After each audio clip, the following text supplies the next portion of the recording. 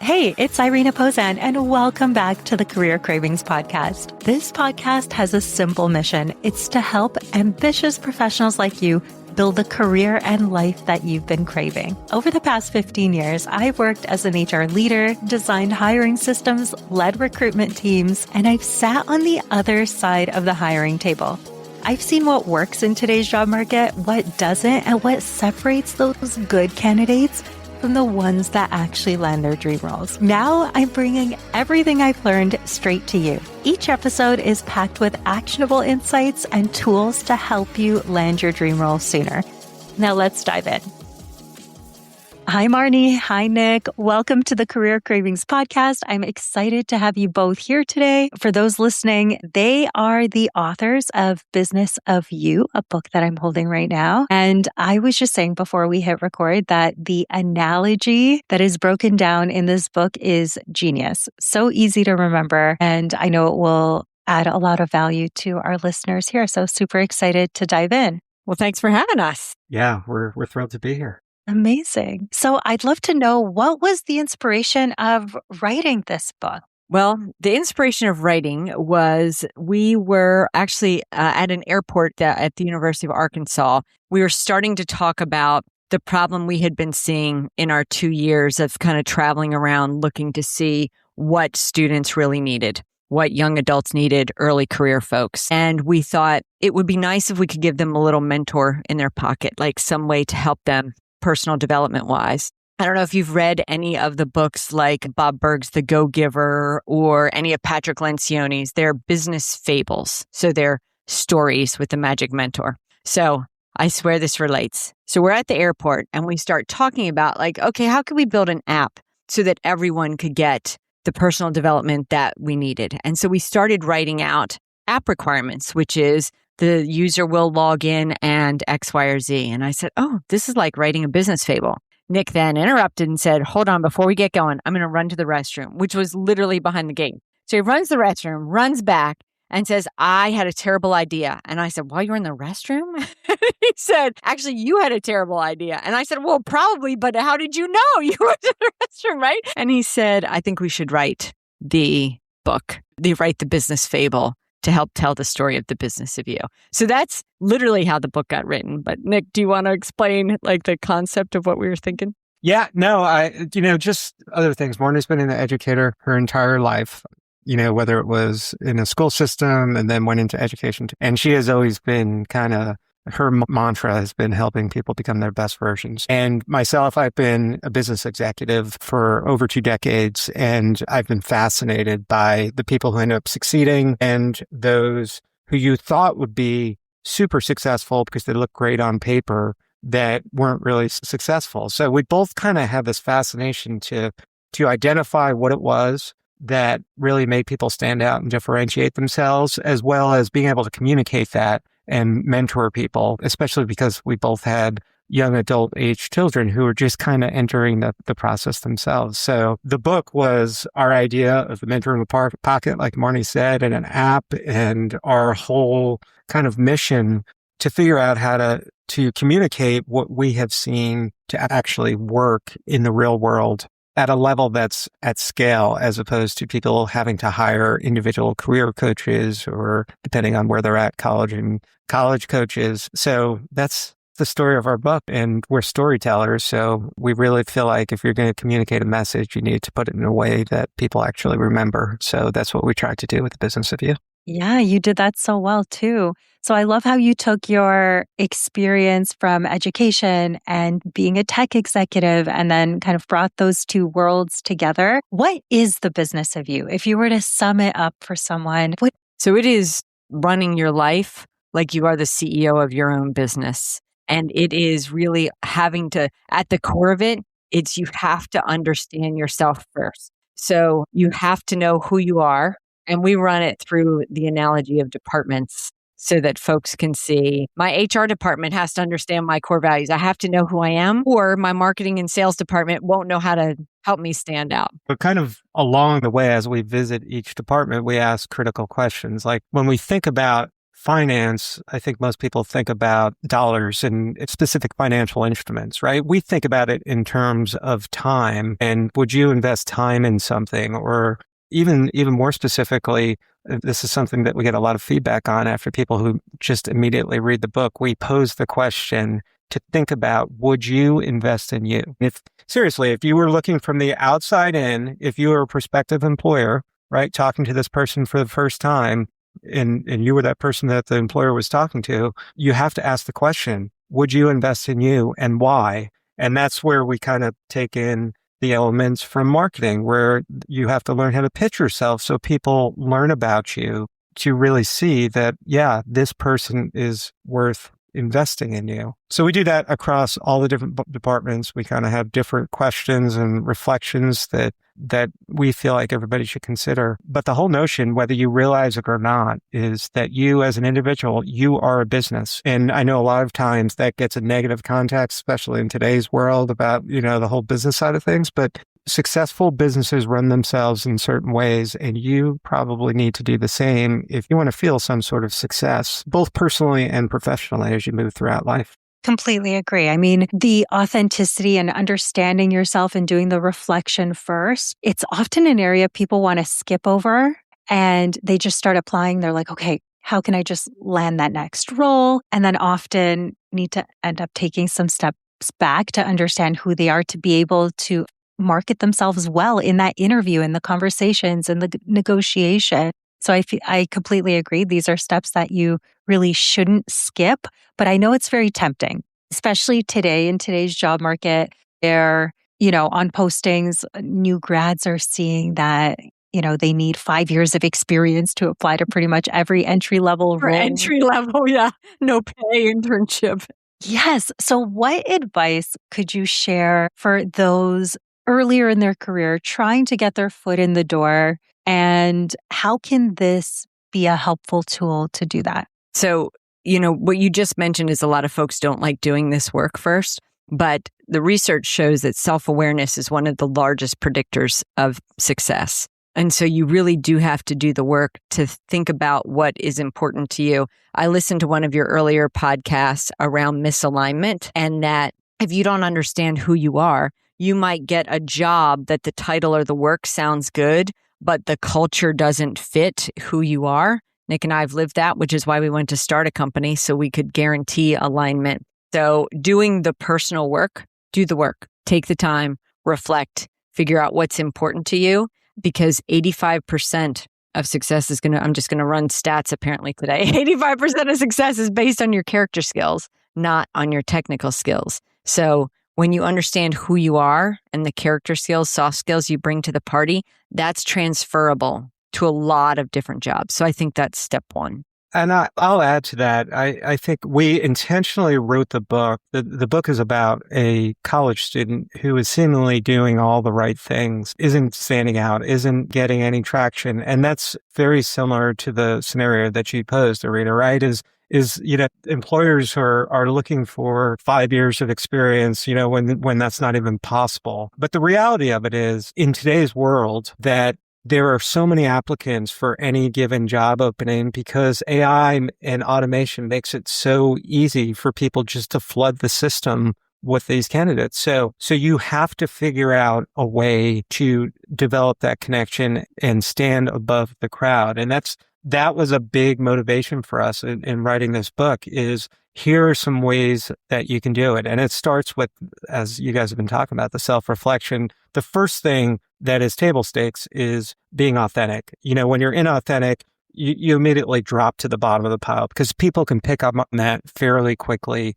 especially once you start getting involved with the process. But we talk about other things about, being comfortable, what to say. We talk about how to manage your time. We talk about the importance. Again, we steal from the business world. Business has a board of advisors. You as an individual need to have a personal board of advisors in different types, the connector, the people that can help you, introduce you to different types of people, the mentor, somebody who's been there, done that, your champions. So we offer ways through the story where Sydney, the lead character, kind of figures out, it's not just about checking the boxes, getting the certifications. It's a full 360 approach to standing out, differentiating yourself. And sometimes it's not just yourself. You have to rely on building the support network around you to do that. I love that analogy of the board of advisors because, of course, any great business would have that. But thinking of, okay, who are the people for you that could be a great mentor or even just support you in this challenging kind of next step in your career that's really different, and really leaning on those individuals. And Marnie, I love what you said about the reflection piece and going back to that, because I have skipped this step earlier in my career, right? But now looking back, I really wish I didn't, because what ends up happening is 2 years down the line, maybe it's 5 years, you end up being in a role that you don't want to be in anymore. And I've had so many clients now that I've helped people find so many roles. I have a lot of repeat clients because they came to me to find their first job. And then just like a year in, sometimes it's like 8 months later, they're like, well, I kind of want to move again. And although that's great for business, that makes me think, okay, wait, there's a bigger problem because we don't want to keep doing this every 8 months. And I know the solution is what we're all talking about here, which is the reflection and the clarity and understanding your values. I know a lot of people, especially earlier in their career, they get advice maybe from their board of directors. Maybe it's their parents or friends or a teacher, and they give them advice about what they should do. And they're like 18 years old and their frontal lobe isn't developed yet. And they're like, yeah, I'm going to do it. I'm going to listen to that. I don't know any better. I'll just take this advice. Is that always the right approach, or is there a better way? Because you don't know often who you are yet. You don't have all of the information about what you like, what you don't like at work if you're just kind of getting your foot in the door. So what advice could you offer there? Well, it's interesting because we often talk to school systems about the fact that college and career prep is broken because it's backwards, because they start by searching about the job as opposed to figuring out who you are first, right? So we're just clearly going to say the same thing over, is you have to figure out who you are first. And it's interesting because we also were speaking to a lot of colleges about their freshman retention program, because they are finding freshmen are leaving because they have just done the thing that their parent or guidance school counselor told them to do, and then it doesn't feel good and they leave. So they haven't done the work to figure out who they are, and not just in terms of core values, but we mentioned character skills. So we often quote Adam Grant, who writes in Hidden Potential that we're in the midst of a character revolution. So in a world of AI, like Nick mentioned, right, what's going to make you stand out is your character. And those skills are transferable. So if students spent more time thinking about, oh, I like talking with people, I like communicating with people, then you can think, oh, maybe service industry or sales, which is a big broader category than teacher, hospitality, right? Like those are both service type of people. So if we can start thinking bigger and then narrowing in instead of just trying to pigeonhole them early, I think is part of the problem. Nick's got that furrowed brow that makes me think I missed something or something. No, I think, as always, Marnie's smarter than I am. But, I think just going back to one specific part of that question, Arena, I think sometimes listening to your parents, and I'll take this as my own example of my 21-year-old son right now, right? It's, he would prefer to hear from somebody else other than me. And it's not just the tight family relationship, right? Because dad said it, all right, yeah, I'm either going to revolt or I'm going to be like, yeah, I'm going to do it. There's no in between. But also the other perspective, when we talk about the board of advisors, it's important that you have peer feedback to your discussions as well, because not your favorite teacher may not understand where you're at 18, 19, 20 years old, right? And I think you should never discount that advice, but that shouldn't be the only place that you're looking. Of course, we'll go back to what we said. The self-reflection is most critical. And the problem that we see with most young people, and quite frankly, people my age too, is that self-reflection is awkward, and it's defeating sometimes because you're not proud of what you did. So people just stop doing it. So our job is to kind of try to, one of our jobs we feel like is try to find ways to get people to do self-reflection so it doesn't feel like work and it being awkward. And that's kind of in the book, we introduced some games, right? To do it where you're not saying, okay, look at a list of 100 core values. Here's the top 3. So we instead present scenarios, and okay, since you picked this scenario, we find out your demotivators, then we could derive what your motivators and what your core values are.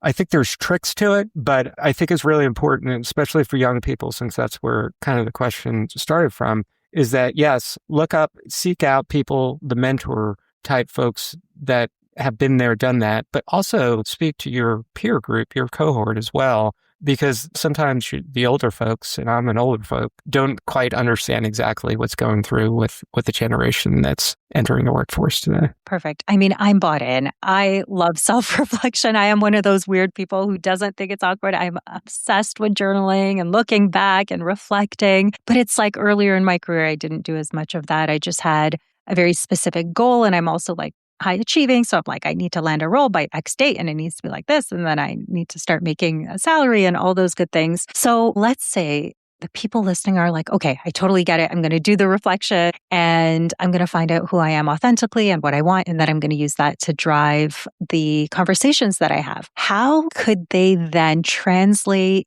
this work into an interview so that they're more effective? I mean, this is the work to nail the interview, because what you need to think about, and Nick mentioned it at the beginning, is storytelling is really key. So the trick is to think about those core values, and you can derive them from your stories often. If you can't nail it for yourself and say, I know this is my core value, start jotting down the stories that you feel like are really important to who you are. I do this with students regularly, and they will tell me 3 stories in a row without even realizing the theme of them being a great listener and communicator pops up in all of them.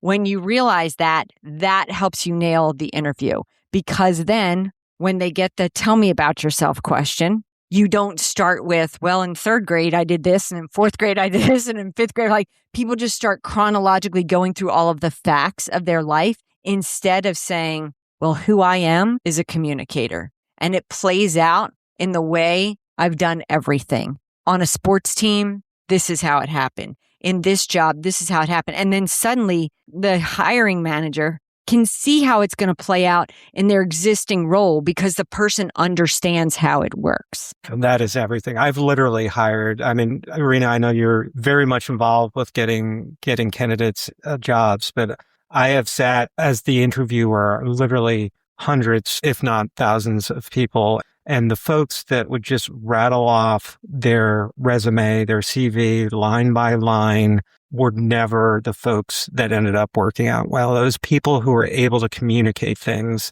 and in such a way that you remembered what they were communicating. And I think that's exactly what Marnie was saying. You know, sure, there's a time and a place for a technical interview, but the character interview, the character part of the interview is critically important. And our book gives you a system and a strategy to communicate those stories and those values right during the interview process. I love that. Stories are what we remember, right? And also to your point on the authenticity piece, when people can feel if you're being authentic or not in an interview, if you are talking about something, like you said, you work with students, Marnie, and they just rattle off 3 stories right away, and they're so comfortable and then they're memorable. People can feel that energy. If you're just trying to memorize some sort of script about, no, I am a good communicator because X, Y, Z versus, no, this is who I am as a person, and having the confidence to really, truly know that, and then sharing the story.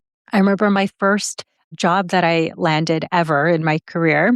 I was so worried to be asked about all that technical stuff, like you said, Nick, but I was going for an HR job. And I was worried she was going to be like, do you know how to use like Microsoft Office, like Excel, that kind of stuff? And I was like sweating because obviously I didn't use it that much. And all she did was just put my resume to the side. She just slid it to the side. And she's like, I just want to have a conversation. I want to get to know you. We're going to spend a lot of time together. I want to make sure you like it here, and I want to make sure we get to know each other. And it took all of that pressure off, and I could really be myself and just share And I got that job, right? So it does work. I think also it can be stressful when you don't have too many stories that are aligned with the type of role that you're going for. Would you say it is useful to share stories that aren't in that field exactly? And how can someone go about doing that when they don't have the perfectly aligned story? So I'm gonna talk about my son, who is now 26. So he decided that he was going to be a mechanic. He loves working on cars. So he was. And he got certified through them, really good at doing the work. But he was getting very frustrated with the internal system of what he was allowed to do because policy said, you can't help this person. He's like, the problem's here. They're like, slap a Band-Aid on it over here. So for a year, I got the really depressing sounding, this isn't a good fit. I don't know what I'm going to do. So we started talking about what was critically important to him. And what we know is he is a customer success human. He is a people pleaser, obvious. Next part that was obvious, troubleshooting, problem solving, using his hands. And I said, well, you know where else you can do that is with technology, with hardware. So we looked at a school system doing IT support. He said, wait a minute. I can be given technical problems that I can solve with my hands. And the only driver is I find the biggest problem and solve it as fast as possible without worrying about a bottom line. I was like, yeah, welcome to a school system. So that is how he talked about it in the interview, is this is my experience as a car mechanic has nothing to do with cars. It has everything to do with the fact that I'm a problem solver. I'm a troubleshooter. I can figure it out and I work well with my hands. So something you're doing that you do well transfers, and it doesn't have to be the technical skill of the work. So what is the character, soft, durable, transferable skill that you're doing that you can do in this new role? I would even go a step further and say, even if you have stories that are aligned with whatever the technical skills for the open position that you're interviewing for, it is worth going outside the box and sharing those same skills in different environments and different scenarios, because that gives a glimpse into the person that you're talking to that, okay, this person is not just a robot, is not just reciting, very specific things about what I want them to hear. And I always found that when people brought in examples outside of the specific thing that I was looking for, there are other ways I can test for that. If it was truly a requirement for the job, I probably would have screened for it prior to getting to that interview, or I will screen for it after that. When I'm talking to the person about the person, absolutely 100%. Yeah, if you have the skills, great, but that is not a requirement for me in this particular conversation because I have different screening methods to get that out of you later. I love that you said that, Nick. I say something similar to my clients all the time, which is, if you're in that interview, they have already selected you. They have looked at your competencies. They already know where you have worked. They've shortlisted you out of possibly thousands of people or hundreds of people to this point. So kind of giving them the ease of like, okay, now you just have to show them how you've done these things, right? And how we do that is always through storytelling. And I also love, a lot of people will think they need to answer the question like very directly, like sometimes without sharing more context. But I think the more we can share that context, maybe if it's, even from a different area of life, it again just proves that you can do that thing that they're asking about. Yeah. It's hard to hide the passion too when you tell the full story. Go ahead, Nick. No, I was just going to say, and sometimes not answering the question, but answering it with another question is critically important too, right? I mean, you should never act like in my opinion, act like you know something if you don't truly know it, or even if you have questions about it. You need to be curious. And I think people have always, at least people that I have interviewed, they've always underestimated the power of curiosity and the value that brings from the hiring perspective, because you don't want people just to come in and either pretend like they know something or be so unaware that there might be a better way to do things. So, I mean, before we wrote this book, we wrote a book called Lead It Like Lasso, which was all about be curious, not judgmental. So we place extreme value on curiosity, and that, again, can play out to your benefit significantly in your interviews. I tell my 21-year-old son, as he was going through the interview process, you better be prepared to think about what questions you could ask as part of this process, because I valued it so much as an interviewer. Now, hopefully that paid off for him in the long run, but I know that was very important for me to, when I was speaking with people, to have them show some sort of curiosity about either the position, the company that you're working for. And sometimes that comes in the form of asking people to clarify what exactly that they're asking about your background and experience as the question comes across. Questions are so, so important. My least favorite thing to hear in an interview as well was like, do you have any questions for us? And the candidate's like, no, you answered everything. I feel like now I know everything about the role. And it's like, we've chatted for 30 minutes. Yeah. If you are not curious, it makes me think maybe you're not that interested in this role. Or it's that learning mindset too, right? The curiosity, like that does show so much about the position. I know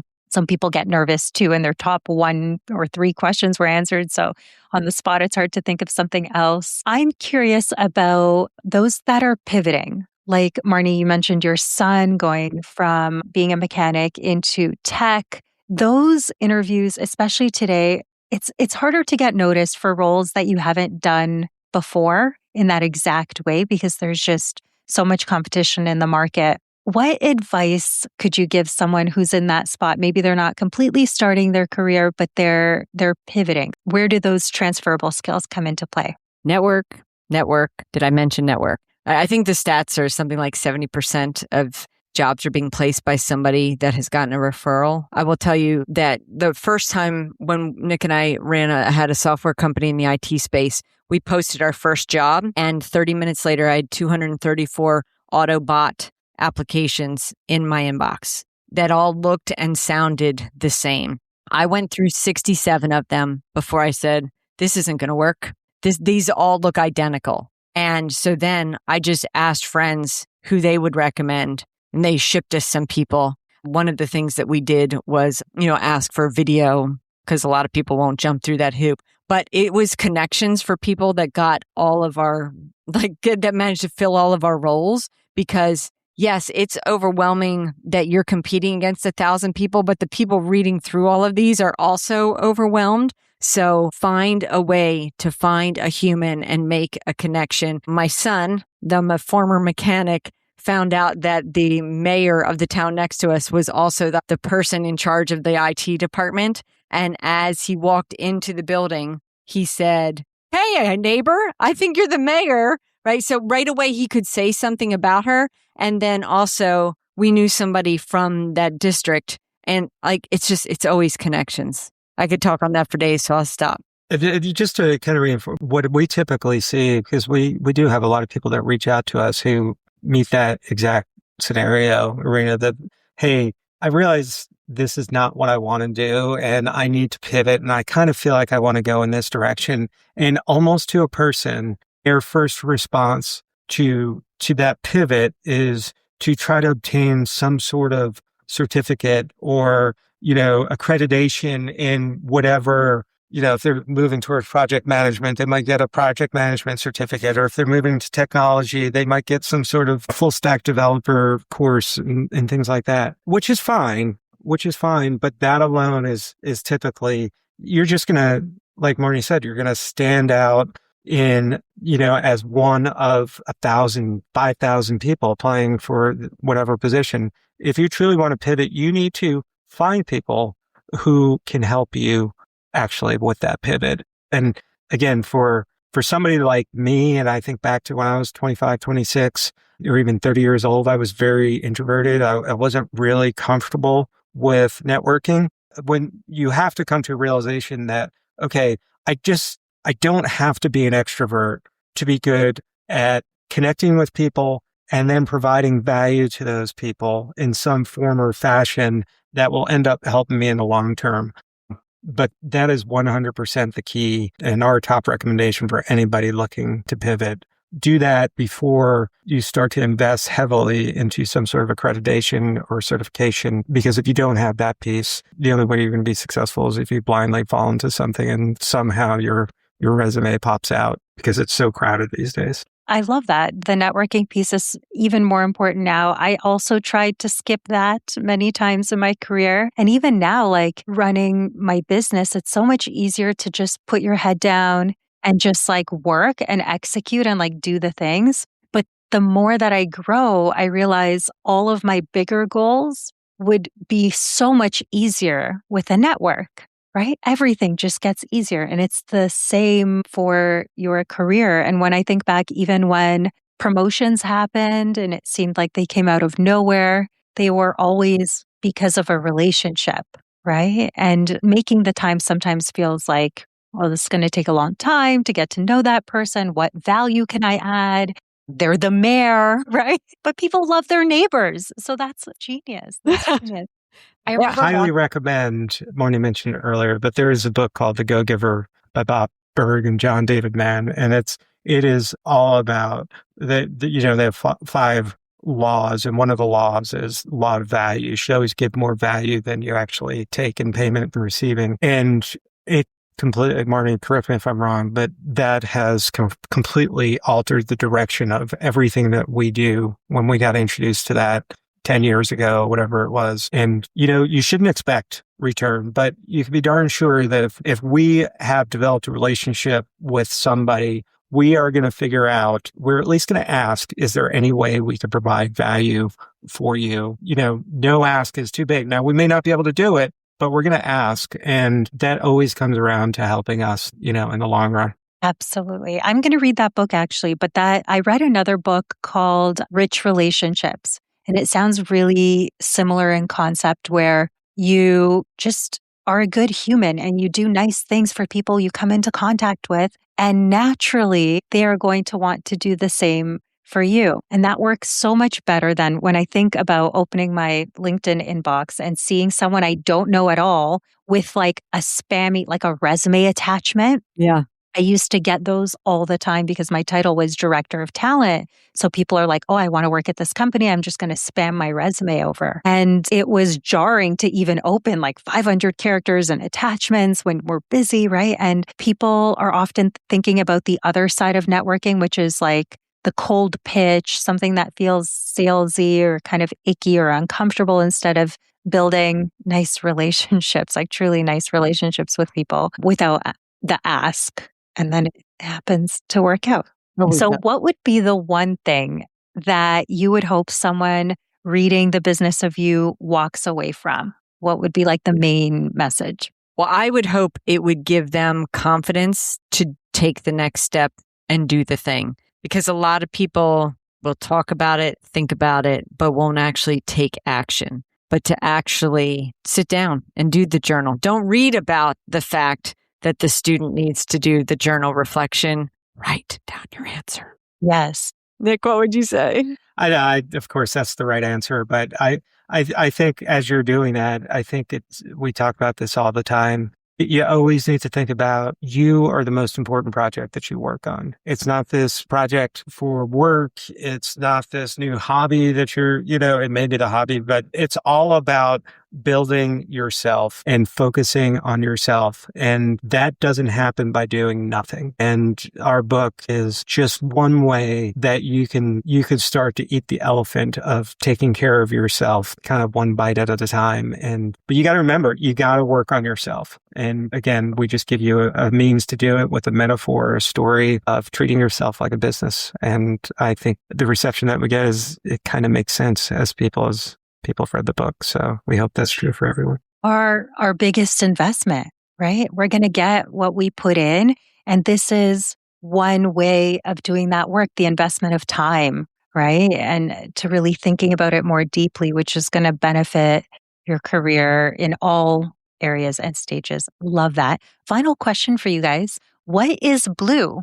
I'll let Nick start this one. Yeah. So in the book, the lead character, as Marnie mentioned, meets this magical mentor, Larry, who really helps her along the whole process of figuring out the business of her. But in addition to Larry, he introduces the lead character to a company called Blue, and it's got this app that really helps with everything that we talked about, like uncovering your core values, practicing your pitches, building out your board of advisors at your network. This was our original North Star, and we took a little U-turn to write the book, but we actually have built the app Blue, where it's a gamified way to have a little bit of fun to organize your life, kind of like everything we've been talking about in the business of you. It is in its second cohort of user testing right now. If we can, we'd love to invite people to go to blueapp.ai. There's a little registration form if you want to be part of our next cohort. Our second cohort begins in a couple of days, but we'll do one more. But